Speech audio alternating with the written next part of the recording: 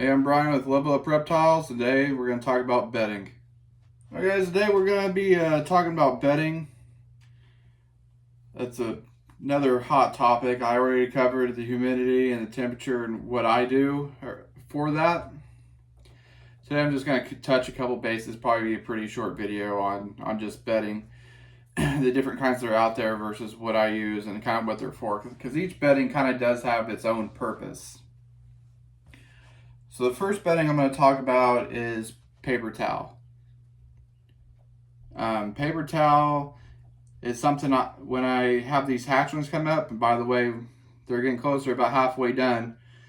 I plan on having them on bedding for, I don't know, a little bit, maybe a month, just because I think it'll be easier for them to get on food, and if they don't get on food really quick, I have something I could switch them to, because I'd rather switch them from paper towel to bedding to the coconut husk is what I use.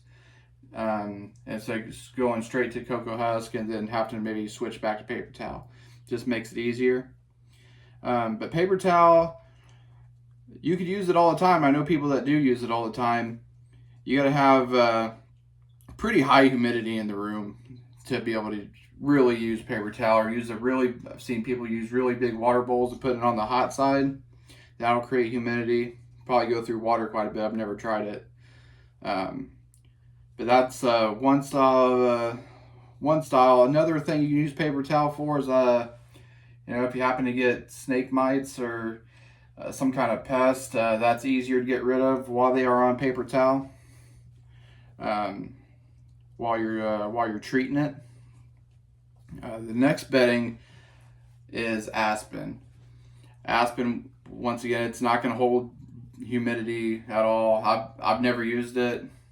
I really don't know if I know anybody that does use it. I'm sure there is, but it's just not something I'm really into getting into. I mean, your humidity in your room's probably got to at least be 60% to even use aspen. And if I'm using aspen, I'd much rather just go the cheaper route and use paper towel. It's a lot easier. And the next bedding would be cypress mulch. Don't have a whole lot of experience with it. I used it for a little bit when I first got him starting, because I wasn't sure which kind to choose, and that's kind of what they had at the store. That's what I used first. It's okay, like I said, but it's not something that I personally liked or stuck to.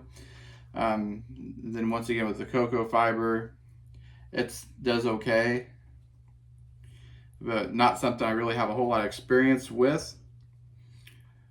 But what I've found just in my situation is that the cocoa husk, there's a bunch of different brands out there, holds the best humidity, because you got the big cocoa blocks, and they're chunky blocks, and they hold water pretty good. I soak it maybe once a week, maybe once every other week. The tubs, and they stay at good humidity for a good while, as long as you do it the proper way. Once again, I have that in my humidity video on how to keep the proper humidity, and that's what all Substrate's about, is just something to help humidity. And whatever does that for you and whatever works best for you is what works best for you. Somebody may be into aspen, and that's all they use. That's all they've ever used, and it works for them, and that's great. It's just not something I use, not something I've ever used. And we're in a lock here. He must say hello.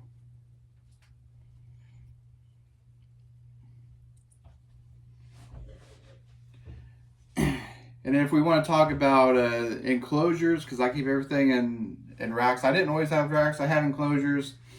Once again, I found that the cocoa husk was the best at keeping humidity. Like I said, I did try the cocoa fiber, but it didn't really do what I wanted it to. It held humidity, just not for as long. It's the same thing with, the Bolch or the Reptibark. Everything has its own little purpose in your own situation.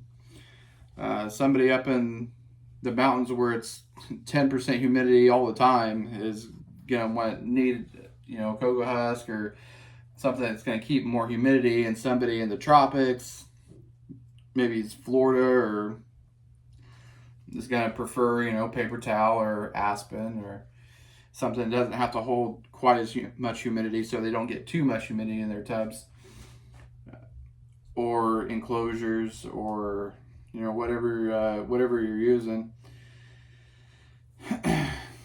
And I like enclosures.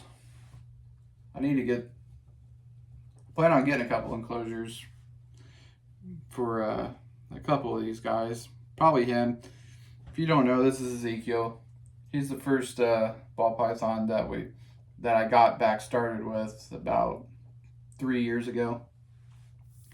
He's the one that kind of started off this whole project that we're doing. I'm gonna get him involved in the breeding scene this next year. I think I'm gonna put him to. Right now, the plan is just to put him to. I got a big pastel girl, and just make a bunch of super pastels and lesser pastels.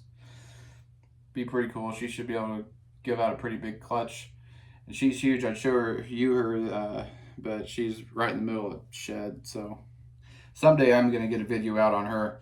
So that's about all I got on different beddings and different things you can use. I didn't go into big detail because I've only used a few. Like I said, I've used the paper towel. I do that with the new ball pythons I get in, and also with babies. And then I've never had to use it as of yet. But another good thing for paper towel is if you happen to get bombarded with snake mites or something like that. And what I use for the most time, full time, is the coconut husk. And with the coconut husk, you pick whatever brand you want. I'm not gonna go out and say one brand's better than the other. You got different kinds. You got the cocoa blocks. You got Reptichip.